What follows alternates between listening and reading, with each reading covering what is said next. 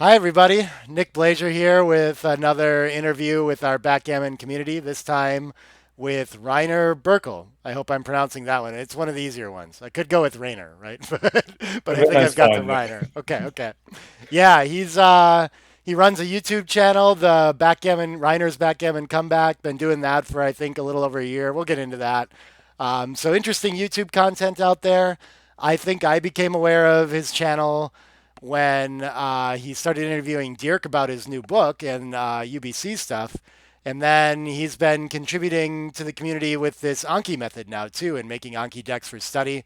I had a acquaintance that I met at Estavder tell me that they really like to study this way. So I was familiar with the method, never got into it, and I'm really excited to see that someone's running with that idea. I think a lot of people like that as a study tool. But yeah, welcome to the show, to the channel, Rainer. Thanks, Nix. Thanks for inviting me. I'm really proud to be here. So thank you very much. Cool. Yeah, thanks. I got to meet you and sit down with you a little bit in Cyprus. That was very nice to meet you there. You had a really good run in the BMAB tournament, and I know. How did your PR results come out pretty good from that in the end? It was 4.5 in the B map, but unfortunately, in the main tournament, I got it worse. So overall, it was below my usual average. So it was all matches altogether was I think about 5.7 or things like that. Okay. So the original idea you shared with me for that channel was that you were trying to get from like a 5.5 down to a 4.5 or something like this and Yes, studying along I'm the way. still Yeah. working on that, unfortunately. Well, good. You've got all kinds of methods. But I'm curious if you've experienced this at tournaments before. Do you find that your play differs quite a bit based on like the skill level of the opponents? Like, were you playing against like a broader spectrum of opponents in Cyprus than you usually would? Is BMAB a little easier to handle? How does that affect your results? To be honest, normally I only play for PR, but I caught myself in doing some things I usually don't do. For example, I tried in two matches. I tried at two away, not to double immediately. So just because I thought, mm, at least I thought I'm the favorite, and maybe I can try something to enhance my chances a little bit. But of course, it did not work out really, and I regret it. Oh, Um, really? Did you end up getting to a position where you like cashed or what went wrong? Yeah, it was very complicated, and so after all, I missed several doubles, which hurt my PR. Yeah. And the opponent get in one game, he got into a back game where he then hit doubled when he got a shot, and so it did not work out at all, except messing up my PR completely. So well, not completely, but it, yeah. So lesson learned. Yeah, that's actually I hit that pretty hard in my book. Maybe you got through that part already. But I it was like a concept that I'd read very early in Trice's books that like it was always theoretically correct to double at two away. But I don't know if I really grasped it, and I kind of wrestled with the concept again, and then I was plugging positions in XG, and I've always had in this back of my head, like I remember sometimes XG thinks it's like a slight inaccuracy to double. But in writing Yeah, the book, I really convinced myself, well, that's not possible. Like XG just has a gap here, and the yeah, of theory, course. the theory is the right thing. Yeah. Um, but like in addition to all that, like this is a very common thing you see at tournaments. Like in the U.S., they used to run these like 2 point match brackets all the time, and they were never DMP matches somehow, right?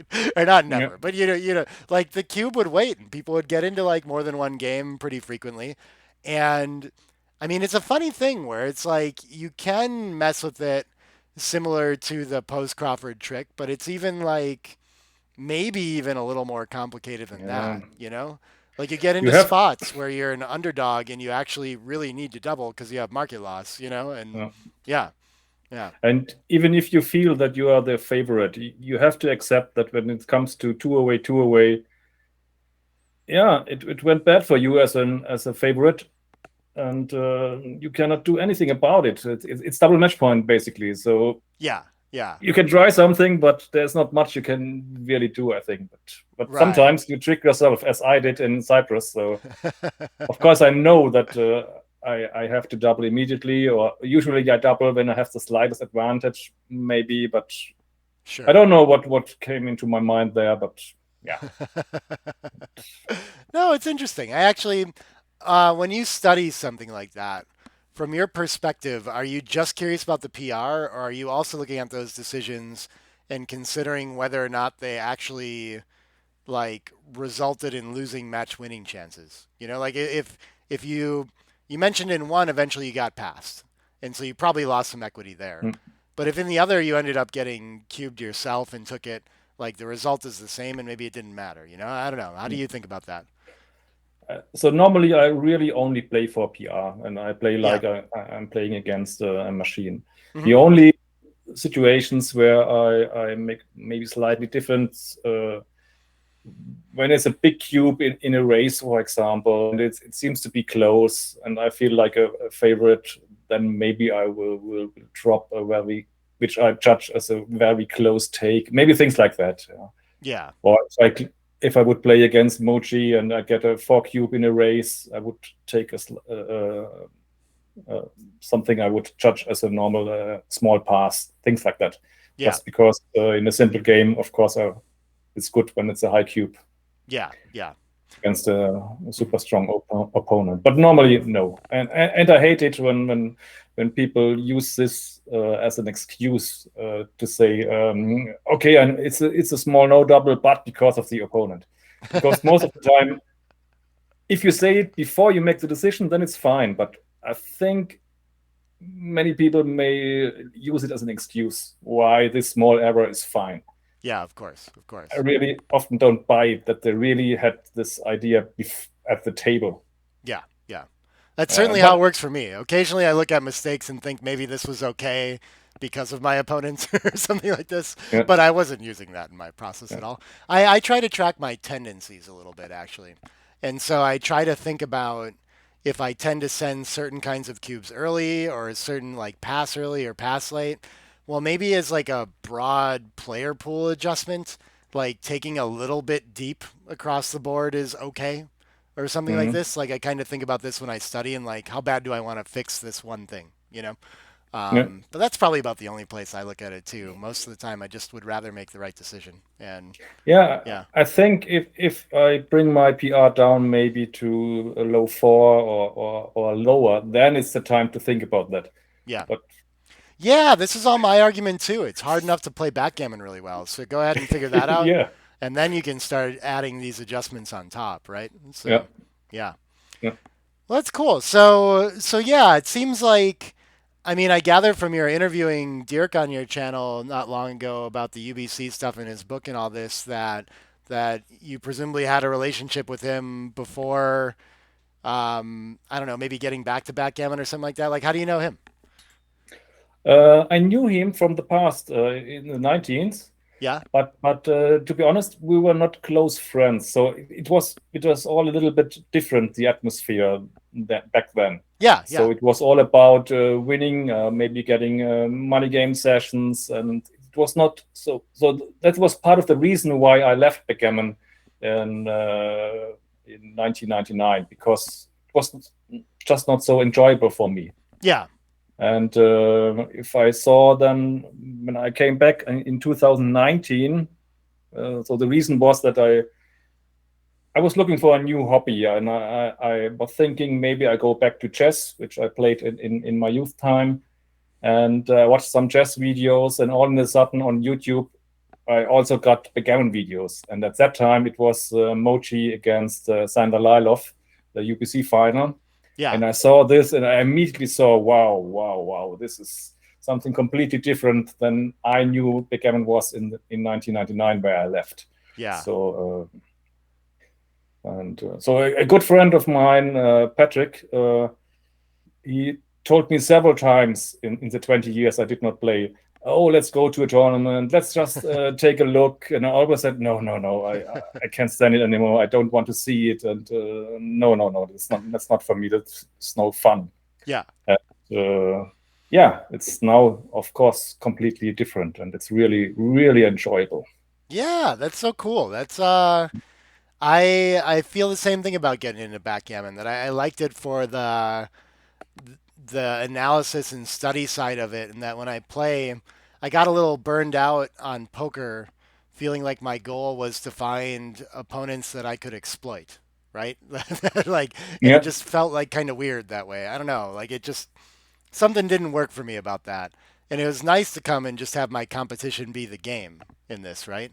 And poker is yeah, getting to that place too where you can treat it that way. So it's like reignited my interest in that a little bit.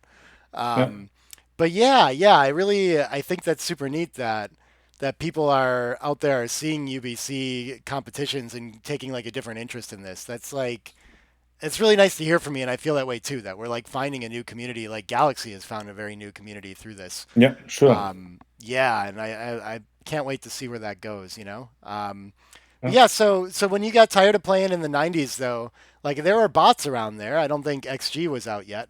What was the competition like then? At that time, Jellyfish was out, and already Snowy was brought out, but I did not get a copy because it was quite expensive. I think it was $300 or something like that.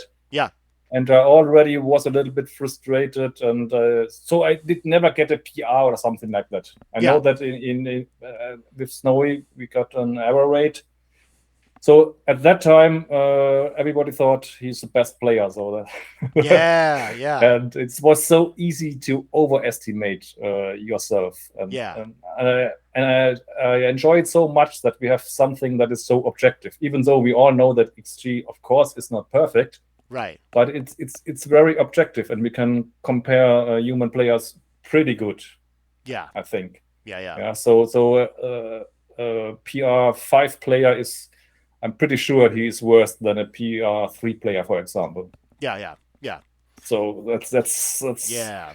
clear, and I think that's very important. And Sure.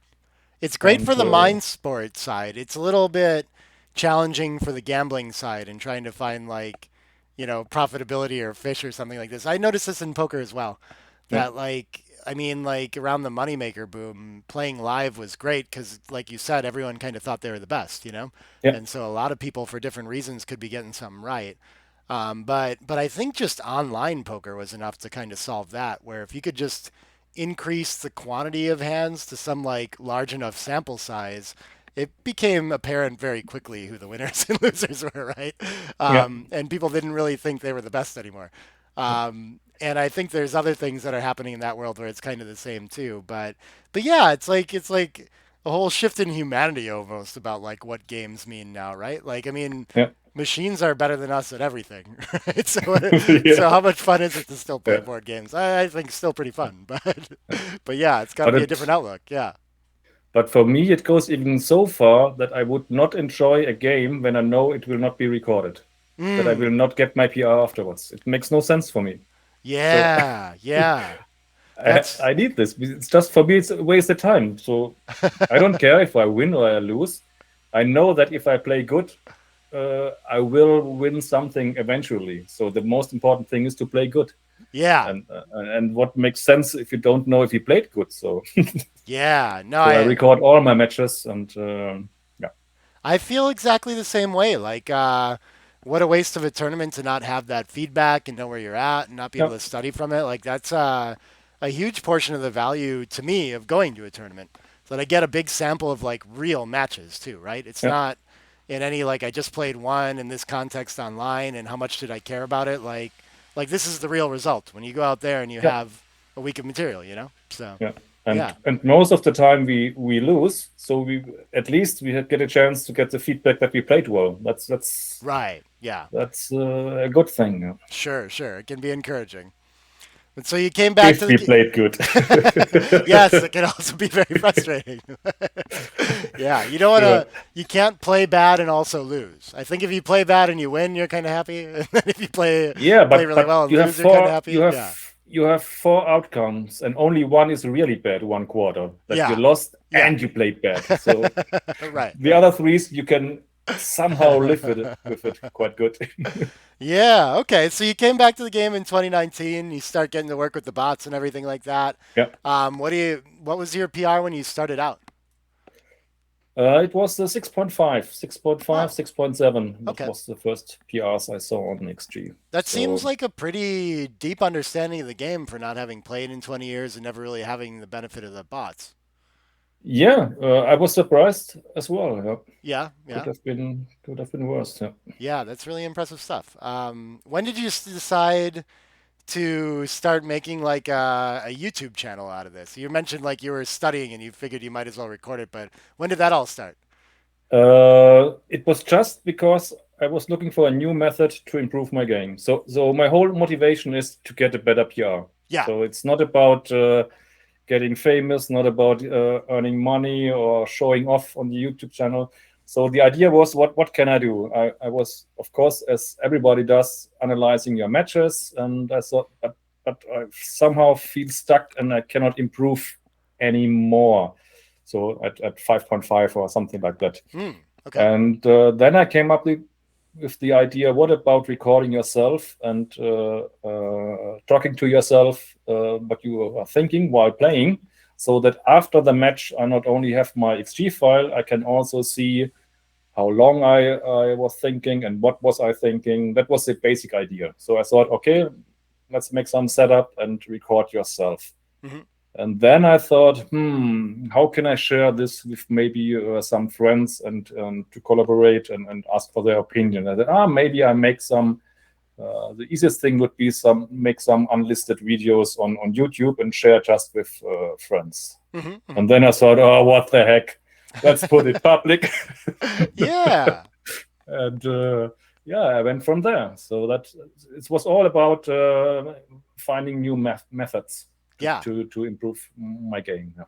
That's super cool. I'm glad you've done that. I wish more people would Yeah. do that. Like it's not always clear what the most useful resource or like what a good video is going to be until Yeah. they've been out there and a bunch of people connect with it, you know? Yeah. So I think kind of spraying out there with ideas is always a good thing, you know, Yeah. especially You for how have. little like there is on YouTube right now, you know? I mean, we're starting to get more people creating, but I feel like this is like the first wave, you know, and like there Yeah. weren't when you started even a year ago, not many people were doing that at all, you know? Yeah. Yeah. But the funny thing is, it did not work out as a method. So Yeah. I think I did not really improve because of this method. Yeah. But it had other big advantages. So Yeah. I made connections with so many new people, made friends with new people. For example, I think after 2 or 3 months, a guy called Marcus Reinhardt wrote a message in the chat I didn't know before. Yeah. Yeah. Marcus, he's great. And he said, "Oh, it's interesting what you're doing." And then we had some phone calls, and it went very fast. And we found out that we really, yeah, we were friends pretty fast, and it was very interesting. And he helped me a lot for this channel. For example, he said. Yeah, I know Zenex Cisco. He will be on your show. And I said, haha, Galaxy #1 will be on my stream. Sure, he will. And I think 2 or 3 weeks later, I played against Zenex Cisco in one of my first streams with Superstars. So, yeah. So I owe him a lot of thanks. So he really helped me a lot and still does. So That's so shout cool. out to Marcus. Yeah, he's such a nice guy. I met him in Super Marbella, I nice think, guy. maybe Yeah. before then even.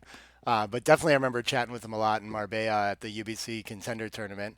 And I recognized on your website or on your, I think on your YouTube channel too, you had that here in Acrobat as like part of the Yeah. as part of that, and I recognize that as something that he'd been advertising at the same time too. Is that his teaching website Yeah, company or whatever? this Okay, is his yeah, platform where we have several players like Dirk Schiemann, Marcel Jochem, yeah, and Zenning Siska, yeah.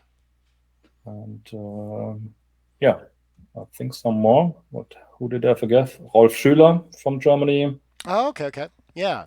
He wrote a really nice review of my book, so I and recognize it. Yeah. of course, oh, I almost forgot Thorsten Lux. Of course, he Okay, okay, also is yeah. a coach. Are you part of this And list now too? pardon? You're part of this list now too? Yeah, Yeah. several months ago, yes, I started coaching as well. Yeah, Oh, very and cool. Okay. this is really a method that may work. I think while coaching, you learn a lot of things. Yeah. When you start to you have to explain to intermediate or beginner players, you learn a lot. I Mm. think, yeah, Yeah. Yeah. you learn a lot. So this is Absolutely. really good. Yeah. Yeah, I think the teaching methods for players at that level, that's actually kind of like my passion right now, the thing I find Yeah. myself most interested in. It's something that I was drawn to do as part like in commentary I felt like maybe I was bringing something new in trying to speak to like a casual fan of the game, right? And trying to like bring some of these ideas about how to think positions to someone that wasn't like a GM already, Yeah. which maybe I don't. It didn't feel like anyone was thinking about it that way before. But I kind of stumbled as I guess, in doing that, and like as I wrote a book and all these things too. Oh, that's actually who I like teaching the most too. And it's tricky. It's a lot of these ideas I feel like aren't written about as extensively, like the ideas Mm. that these players need. Because the people writing the book are like the grandmasters, and they're writing to grandmasters in a way about like how do we solve the really complicated problems that you couldn't solve without my help, right? Mm. And there's almost like everyone's been playing so long that the fundamentals are just kind of burned into their mind or something, and they're not like maybe they don't even remember how to write those down and explain them to someone. Yeah. So yeah, I don't know. I've been really fascinated by that about like how do we bridge that gap now that hopefully more people are getting Mm. interested in the game. Yeah. Yeah, yeah. And already in the 90s, I had it was a lot of joy for me to share the knowledge I had at that time, Yeah. and we brought out a newsletter with gammon problems and things like that. So it was, Wow, cool. Okay, okay. yeah, That's awesome. it's in the old times where we also had from Harald Johanni the backgammon magazine. Yeah, yeah. Okay. This was a big one, and we had in my city, in my club, we had a magazine that was called Frau Bockelmann. Okay. So it's Mrs. Bockelmann, which is a name for double five in Germany, Oh, okay, at least okay. in the older times. I don't know if the young people know this still, but in the older times, yeah. I can And Frau Backgammon. Frau Bockelmann. Bockelmann. Baklaman. Baklaman. Yeah. Baklaman. And I even made uh, because I stopped backgammon completely. I also lost all this old stuff. But when I came Ah. back, a player from Germany, Uli Zöller, he gave me one example of my old magazine, and also Bernd Schmidt from Germany. Hmm. And I did one live stream where I went through one episode of this and talked about the problems there and what we discussed at that time Oh, in that's this amazing. magazine. Okay, So it okay. was really classics. Yeah, that sounds like a cool topic for a video. I was gonna ask you if there's any particular ones that people should go start with or that you're like particularly proud of. Oh, that's hard because I have so many different things. Yeah. I think the most funny ones are, which I have not done for quite a long time, which I called worst of. I don't know if you have saw one. That there I go through blunders from old live streams, Yeah. and so you see what I was saying in the original video, and Yeah. you see now how I'm making fun of myself, and so it's you see two liners on the screen, and they one of making fun of the other. So it's yeah, Oh, that's awesome. Worst off? Did you say those worst are? of. Okay, okay. Cool, cool. That's worst of. It's a playlist on my channel. Yeah. There were several episodes. Yeah. I love that. Awesome. I'll have to check that out. Yeah. Yeah, it was just And yeah, go ahead. at least one is in English. Where I also had some positions from the match against Zenek Ziska. So at least one Ah, of them should be in English. Yeah, I got you. I forgot about that part. A lot of it's in German, right? But you do like yeah, yeah. that's a problem I have not solved until now, because at the beginning I thought, how should I do it, in English or in German? Yeah. And many said, oh, we have not many things, many backgammon YouTubers in Germany. It would be good to have someone in German. Hmm. But obviously, you lose a lot of possible audience when you do it in German and not in English. Mm. So Yeah. if I do it in English, then some say, "Oh, why in English? Why not in German?" So it's always I'm always hurting someone. So, but What are you leaning towards for the future then? um, yeah, I don't know. I want to stream a little bit less. So Oh, okay. in the high times, I had 3 streams in one week. Oh, wow. Yeah, that's a lot. So usually I did Tuesday and Thursday playing matches, Yeah. and on Sunday I had something special like worst of. Yeah. Yeah. Okay. So and now I thought, since in Cyprus, people asked me during the Anki seminar, how did you improve since you started with Anki? Mm-hmm, And mm-hmm. I had this excuse that it took a lot of time to develop the method. And but now, as I said, ask me next year when I am back in Cyprus. Yeah. Yeah. So now I have to deliver. So Yeah. I don't know what I do if I still play 5.3 in November next year. Yeah. I have to come up with some kind of excuse. Maybe I need another hobby then, or I don't know. But to make it short, I really want to focus on my game in next year, so that Oh, cool. Okay. Okay. uh, I I would would. really feel Yeah. ashamed if I cannot make it below 5. Mm-hmm. So I'm always talking about XG plus plus because all my matches will get analyzed with plus plus after Good. that. Good. Yeah. Yeah. I always feel like that's the right way to So do it. That's super interesting though. It always comes up in conversations about like how if my game has gotten better teaching lessons or writing a book and things like that, and usually my answer is no, but still, because I'm not focusing on my game, right? But when you talk about like twice a week doing a live stream of you playing and thinking about positions and then analyzing your matches once a week, my instinct would be like being that consistent about deliberate practice of any type, it should make you get better at it, you know? But you didn't find that to be the case, huh?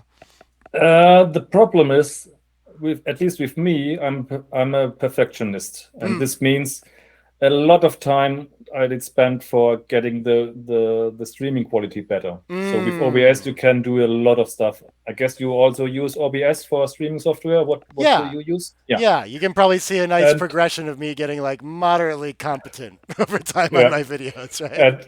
and there's so much stuff you can do and can spend time on, and so it took me a lot of hours to get it how it is working now, and Yeah. yeah, that's part of the reason. And now it's the same thing with Anki, yeah? Because there are so many ideas what you Yeah. can do, and of course, just developing, you need to Sure. practice. You need to execute the methods Yeah. and not only develop them. Yeah. So I hope I can get a good compromise and can practice enough so that my game will really get to a point where I want it to be at November. So the deadline is Cyprus next year. So for me, Yeah.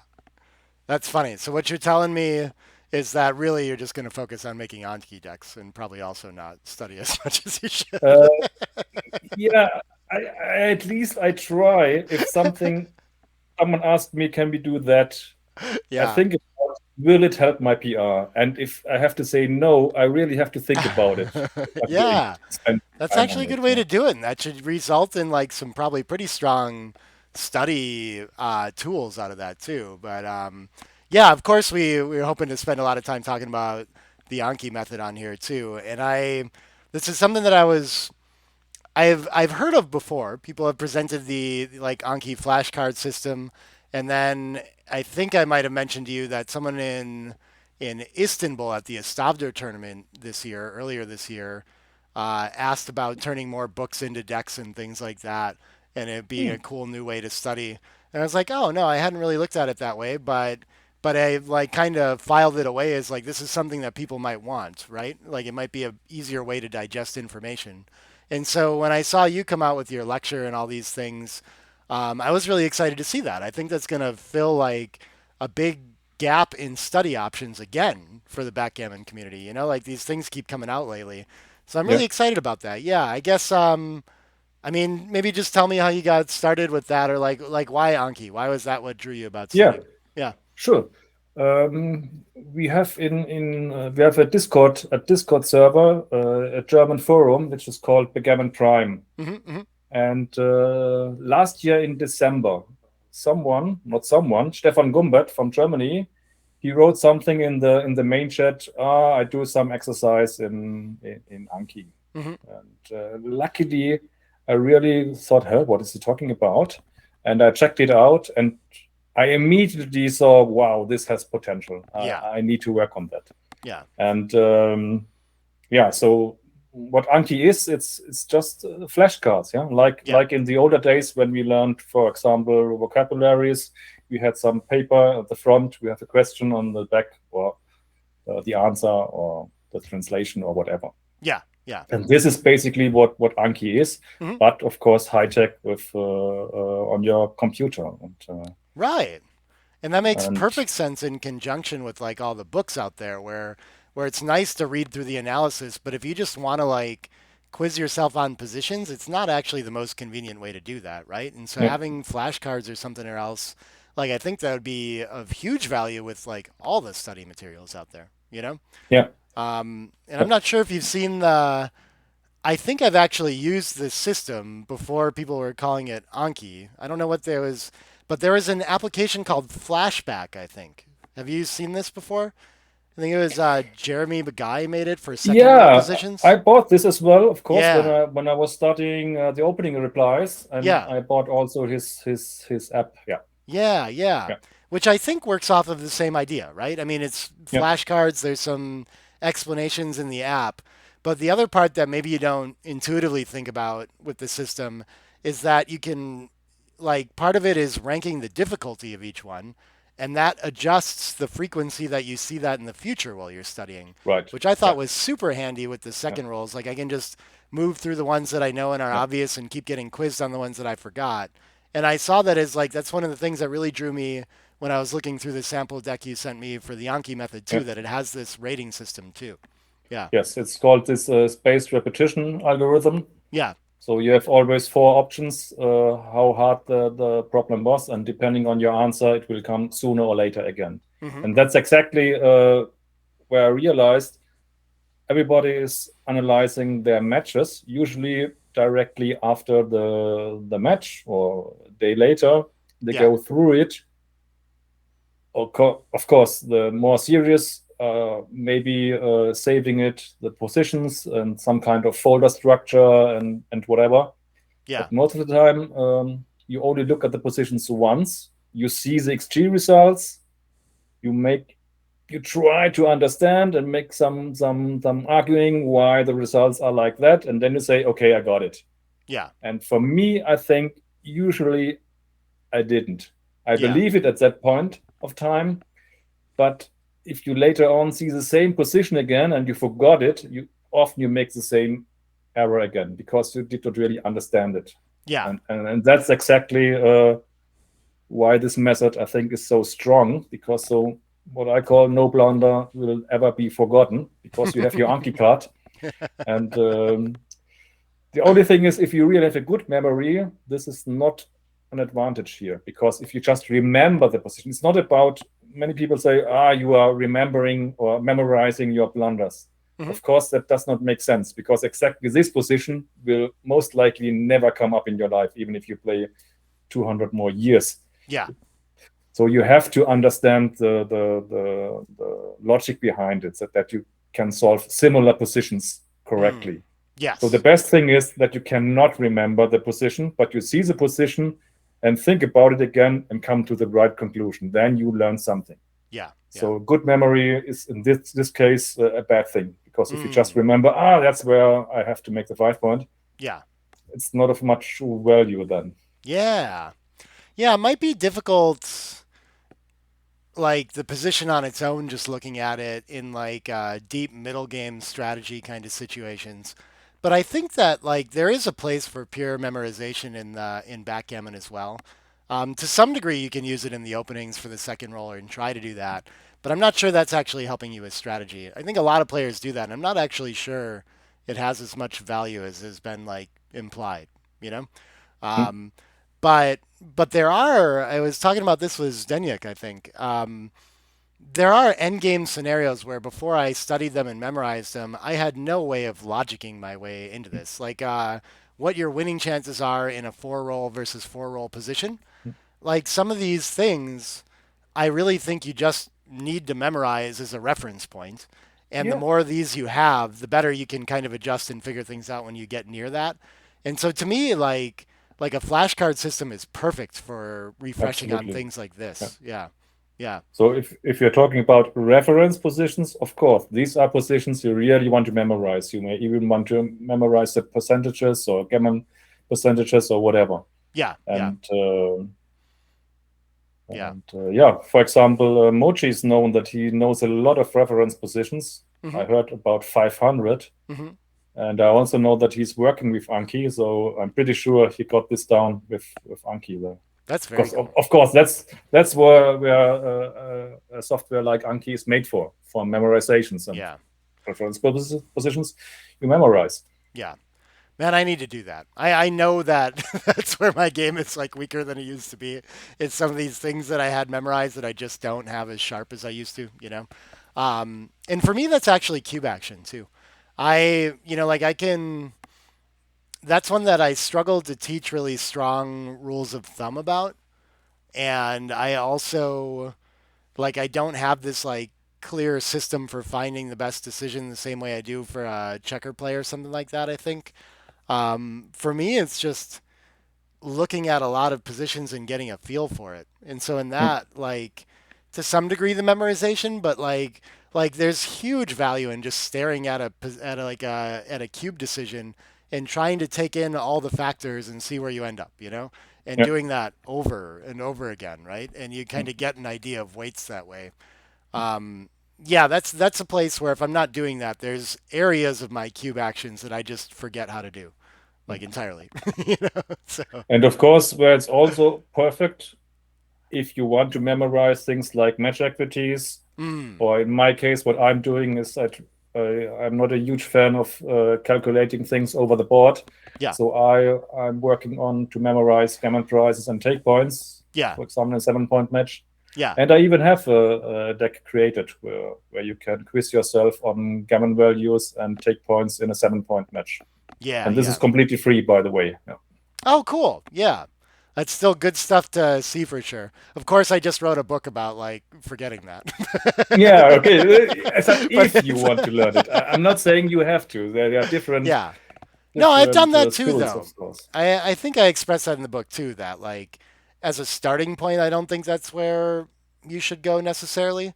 But Yeah, like refining your understanding, like of course, at some point trying to figure out why things work their way and like getting more intimately aware of that is really going to help for sure if you've got space yeah, for it. But yeah, we've been talking the last couple of days about trying to make a deck out all the positions from that book too. So hopefully that'll be out maybe around the time this interview comes out or after or something like that. But yeah, I'm like super. I mean, I'm excited about that. Like I said, I've had people ask about that, and it seems like a super valuable study tool. So I'd love to yeah, be involved however I can. yeah. Yeah. Yeah, to make the story complete. So I started working with Anki, Yeah. and of course I created. So my first cards were just very simple. I had the problem on the front and the XG result on the back side. That's how I started. Hmm.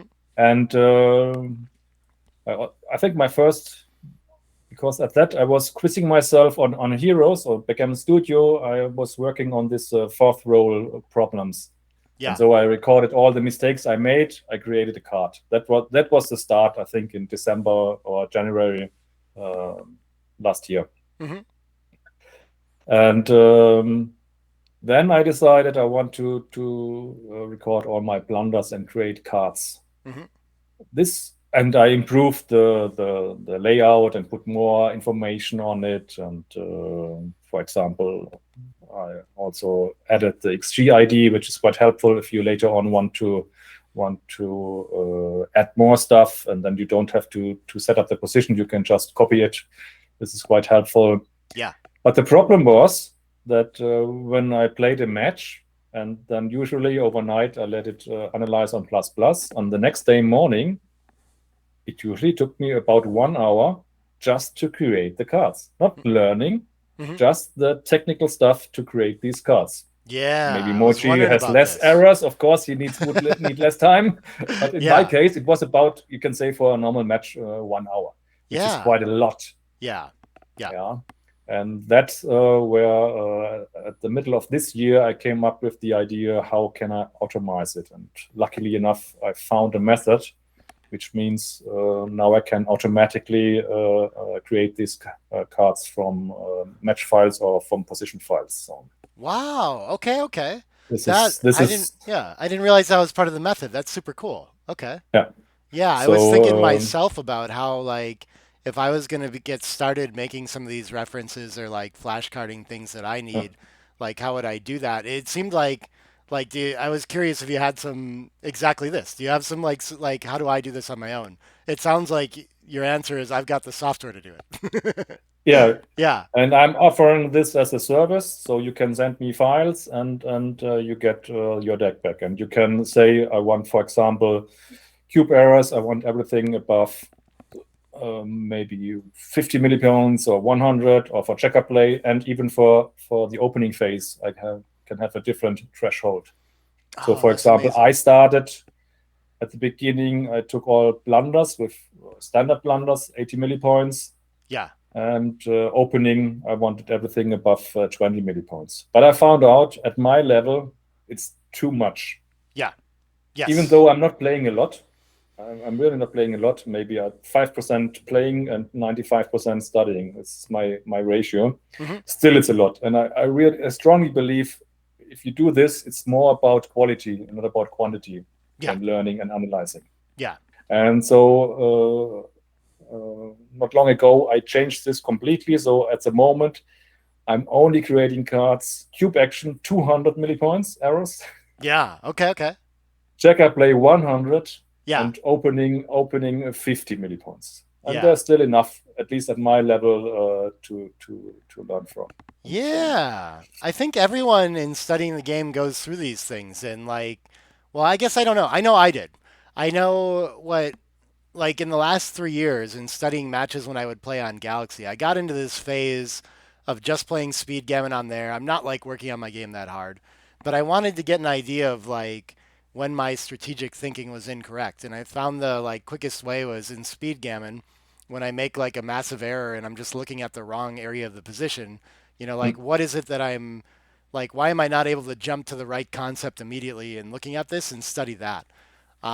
But I always like to study every position in a match. Usually I go through them all, but I do run into like this threshold idea too. When I used to analyze all my matches from an entire tournament, I would start going through the match and looking at every position.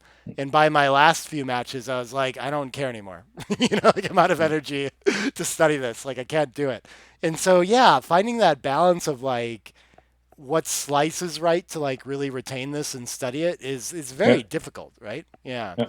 So I don't know. I think probably at every level you can exhaust yourself with study if you're not careful about it. But I had to go through the same sort of thing too. It's like picking, Yeah, and if you yeah, think about it, if you make a huge blunder, let's say 300 or 400 millipoints, yeah, yeah, and it's not an oversight or a misclick, yeah, and yeah, it's not a freak position, something like that would never come up again, yeah, then it's really, really valuable. But you yeah, see now a really flaw in your system, and hmm, if you can really understand this, you have made a huge improvement yeah, in your game. Yeah, yeah, not just 10, but the big problem is with XG or with GNU or whatever, you see all your errors, a lot of stuff, and it's so easy to lose your way and yeah, take care of the wrong things and lose time because we have not enough time. yeah, Yeah, yeah, and it's really important to focus on the important things. Yeah, and these are, I think, the bigger the mistake, the better. If it's yeah, not a freak position, right, then because if you can fix this, you have yeah, achieved something. Yeah, yeah. I feel like that's that's a lot of like the value I can offer as a teacher, like a backgammon coach too, is like looking through errors from someone's matches or mistakes if they have a position and being able to tell them This one is like okay to get wrong. It's very complicated, right? And then this Yeah, other one, I can teach you how to get this right in like a minute. Like you don't need to yeah, make this one anymore. How do you know the difference when you're studying, right? You can look at them all and think like, well, I'm never going to get this one wrong, but you might think that for the wrong reasons, kind of like you were saying, right? yeah. So yeah, there's a lot of tricky things to studying that way too. Yeah, Yeah, and for example, if you see you got this problem the third time wrong, yeah, then maybe you can tag it. For example, I have tagged for ask my coach. Yeah, yeah, and yeah, then you get a lot of value from these lessons. Yeah, if you have yeah, only problems where you really worked hard on it. yeah. Yeah, and still didn't get it. Yeah. And then Right. if your teacher can explain you three or four of these positions in 1 hour, then Yeah. you get a lot of value for your money. Yeah. So I remember that being like when I was still working with David Presser as a teacher and like recording all my matches. Probably the highest value category I found in like analyzing my matches was when I just like put the questions to it and didn't know how to categorize it, right? So similar to the speed gammon thing, this was an area where I looked at it and used all my tools and I didn't have one to apply to this, right? And yeah, so like that's shining light on some part of your game that you've just never thought about really is of huge value. And yeah, it still might be like, well, actually, this is difficult and they do compete. yeah. But it made me think of another interesting thing in study too, is that I really like, I think Sebastian Wilkinson and I have talked about this, that we like to spend time with positions that we thought a lot about over the board and we're confused between two different plays. And if you can remember having that experience and then get the feedback in XG about whether they were close or whether you were nearly going to make a blunder for some reason, right? Like this Hmm. is actually really important too. Like Yeah, when there's a clear correct play and you spend time on it, that's maybe like a lot of time on it and feel confused afterward, like that's probably a place to sharpen your game too. Where if you're spending a lot of time on it, it's because they were close. Well, it actually confirms something about your game too. And I go through yeah, this with sure. students a lot too. That it's like it's important to look at the things you got right, like quite a bit as well, right? Like if it's hard to remember what you know about the game and keep that solidified while you're working on your blunders if you don't spend some time affirming the things that you thought correctly, you know? Yeah. So I don't know if you like if that comes up in your study at all. Do you like find some way to like what are the things that I have right and that I need to keep? you know? Um, yeah, I had this idea I did not do it already, but I had this idea of creating some kind of, which I would call motivation deck. Hmm. So, which means if I got a difficult decision right, Yeah, and the yeah, idea was that you collect these, and yeah, before an important tournament or before an important match, you go through this yeah, just to get these positive emotions. yeah, Because we all know that we usually talk about our errors or our blunders, which is somehow good because we improve, but yeah. it can also be frustrating. Yes, And I yes. think you have some of these positions or collect positions where you really were the genius Hmm. and look at them. This could work, I think. That's some kind of meditation or just to get this emotion back from your success. Yeah, And yeah. so this is one of the ideas. Yeah.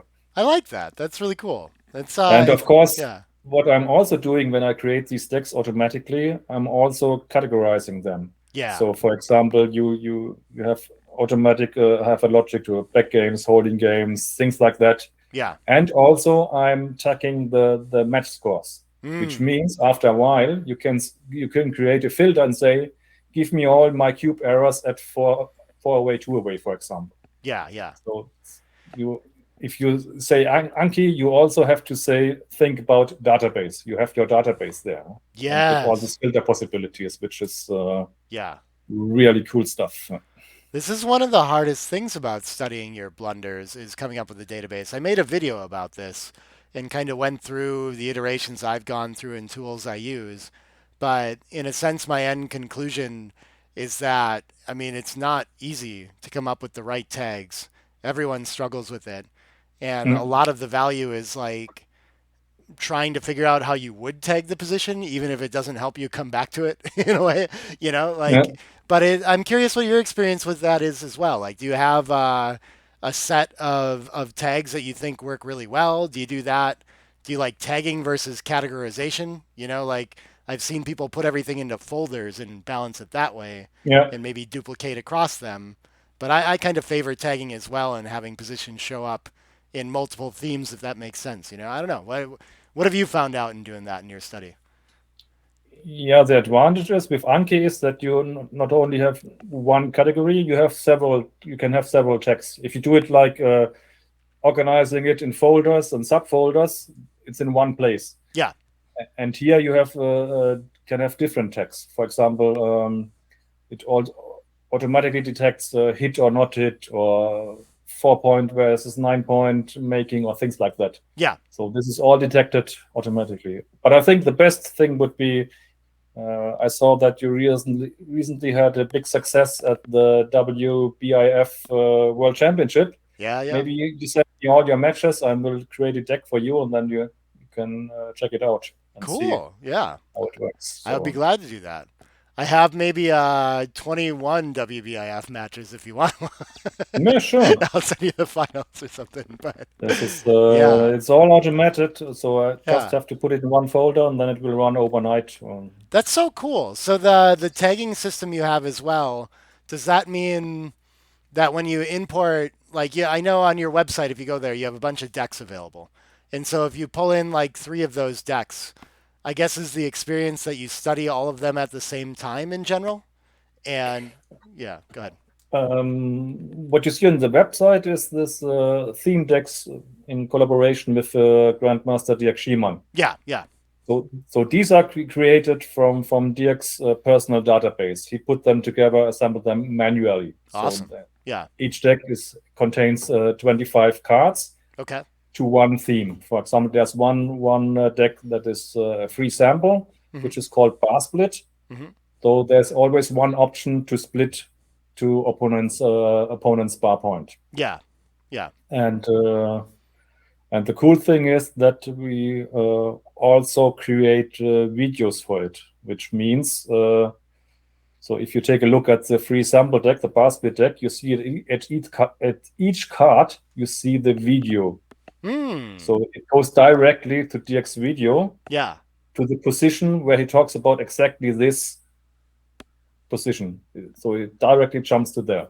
So which means Oh, you can so cool.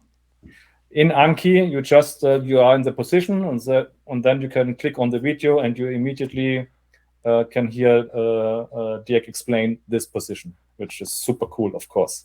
I love that. And Yeah. Yeah. 'Cause, I mean, looking just like we were talking about, looking at the position and getting the answer is one thing, but making sure you have the right logic is really important too. So it's yeah, nice to have some sort of backup to it when you're confused about why the answer is what it is. Yeah.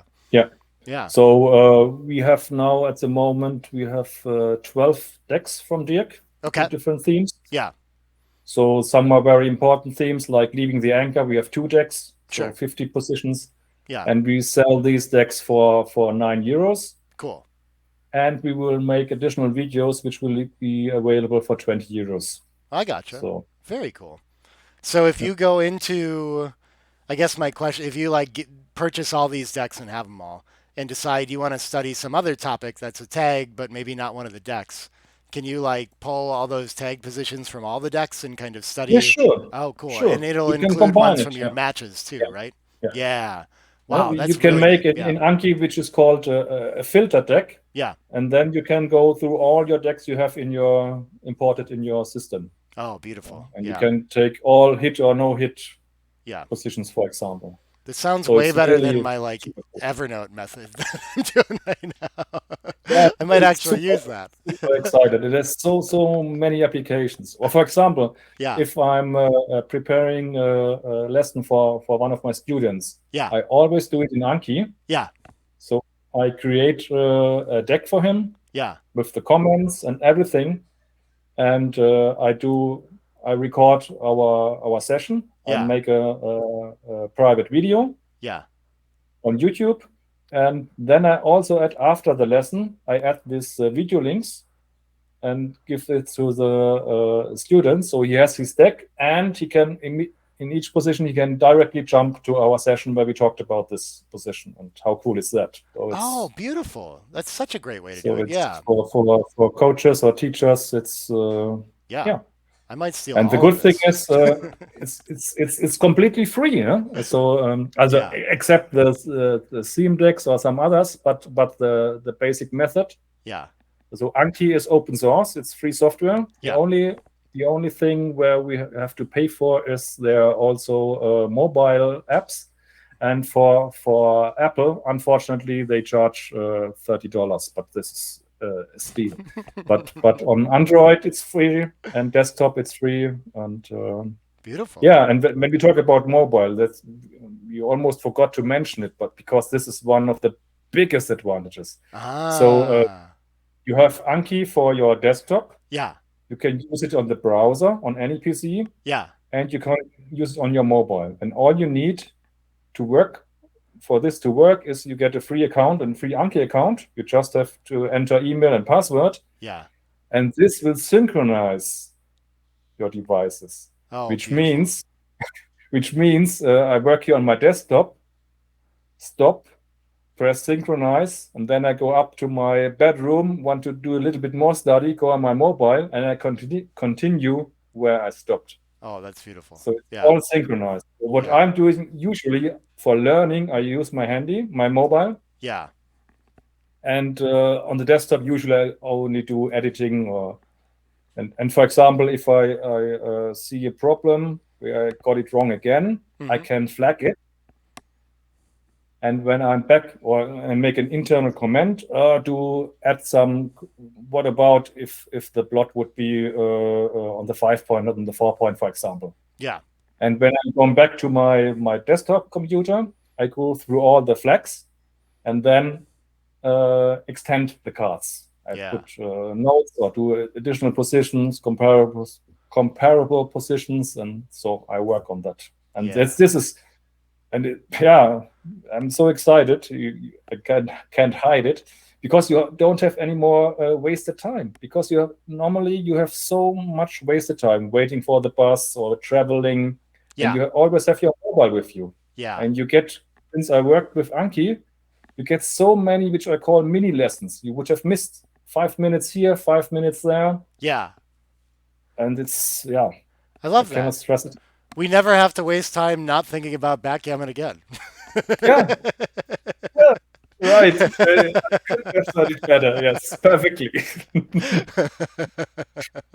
It's brilliant. No, I really like so many light bulbs are going off in my mind about this. Every time I travel to a tournament, like typically I end up flying somewhere, especially internationally, and I always think about like, well, what books do I want to bring along? Like, what will I actually refresh myself with? I would never have to do that again. I can just make Yeah. decks of my like tournament prep positions that I ought to be looking at beforehand. I've always thought about coming up with a way to do that and never felt like I had a system that I loved, you know. But this sounds pretty handy for that. And the good thing is, Yeah, I have done all the work. So, which means I have created a template, yeah, means in Anki or a node type, yeah, which means several fields and layouts for the front and back page of a card. yeah, yeah. If you download one of the free decks, Hmm. you already have this, which means you can create your own decks using this. You don't have to do all the work. You just have to fill the fields, Yeah, and you have all these nice layouts all for free. yeah, So the only thing I'm charging for is the complete decks from Dirk. And yeah, of course, if you want me to create your deck from your position files or match files. yeah, yeah, But yeah, if you have enough time, you can use this method completely for free yeah, and use my template and create your own yeah, nice looking decks. So yeah. I might have to really, take you up on some help making those reference decks for myself. I think the other thing that went off is this like lesson recap. I like working with students trying to figure out a way to create like materials from the lesson. I end up I mean, I can't believe I never thought of making a private video on YouTube. That's like just annoyingly genius. like I make them download them and then delete them so I don't have to keep them in my drive and all this stuff. Like that's so much easier. I will yeah, always do that from sure. now on. But yeah, also like making a deck so that they have a way to study it and linking to that video and all this, like I send all the materials afterward, but I remember receiving all those materials as a student too, and they're tough to sift through. Like I don't really use it that often that way. Yeah. And I think if I had something like that I could get to quicker if I just remembered that I wanted to refresh myself on something. I mean, that's really nice to make decks out of it that way. I think I might have to look into that too and see if I can figure out how to. I got to get to be as strong of a user of Anki as you, I guess, to make this work, right? But Yeah. maybe this is So where all my time's going to go too. We'll see. Yeah. and yeah, to make it complete, I'm not only creating the decks from the files. I also make what I call the deluxe decks, which Ah. means if you have, for example, a cube decision, Hmm. I also add not on so the original result I take from the file, how I get it from the customer. Hmm. So if it's analyzed in plus plus, you get it on plus plus and your from this match score. Hmm. But I can also add, for example, automatically the neutral score. So money game without Jacobi. So in my cards, I always have two results: the original score from the match, and for comparison, the neutral score. Yeah. And for checker plays, I have the original result plus DMP, money game, gammon save, gammon go. And Oh, that's brilliant. very valuable for tournament players to understand because of course, you can always check it in XG, but sometimes you see differences you would not have expected and you would Yes. have never entered it. But if you see it directly, that's so valuable Yeah.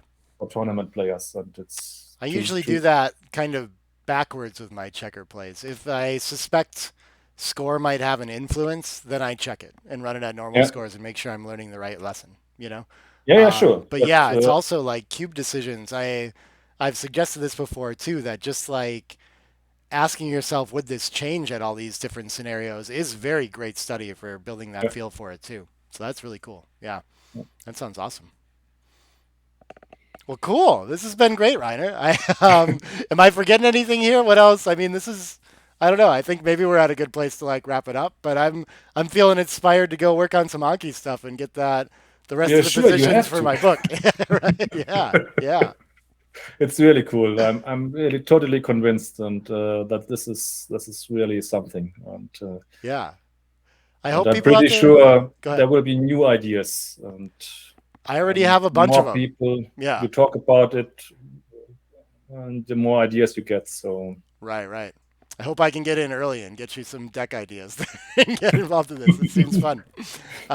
Cool. I really hope people take that up. I think, yeah, I don't know. Like everyone's looking for just ways to study and things like that too. And I think this is a really good method. And I hope like people in the community will benefit from that and like figure out which areas of the game they can kind of like relegate to this flashcard study that they need to just see a lot of that volume, right? There's always other aspects, the explanations and playing and experience, but this is a big one for sure. yeah, Like how do we remember the lessons that we've learned, you know?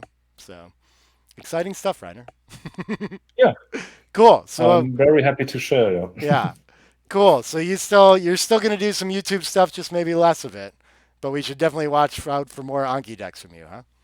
yeah. I'm sure I will do a lot of Anki live streams. So, for Okay. Oh, example, cool. Okay. when this interview will be published, there will already be another video which I will record this Sunday, where I give a feedback of the current status of the project, what happened in Cyprus, and the new webpage where you can order some stuff or free stuff and some stuff for sale. Sweet.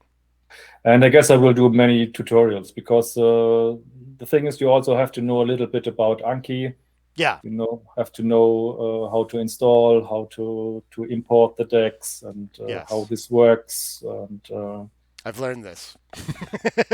uh, I'm looking for forward to the example, one of the tutorials. frequent questions is the people get their deck and then they ask, why are there only 20 positions? Shouldn't there be 25 positions? Okay. And this, for example, is because the default setting in Anki is that you will get only 20 new cards per day. Ah, okay, And okay. this is Yeah. what you usually see here. Yeah. And so this, what you see in the overview is not the total amount of cards. You had to go in the browse mode, then you can see all the cards. Yeah. But in the learning modes, you usually see only the cards which are due today.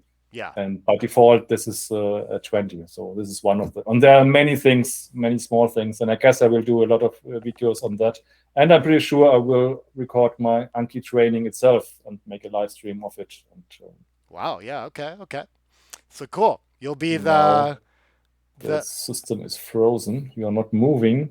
So this means we have to stop. Nick, can you still hear me? I can still hear you. We'll see if I reconnect in a second here. Unfortunately, I can't hear you.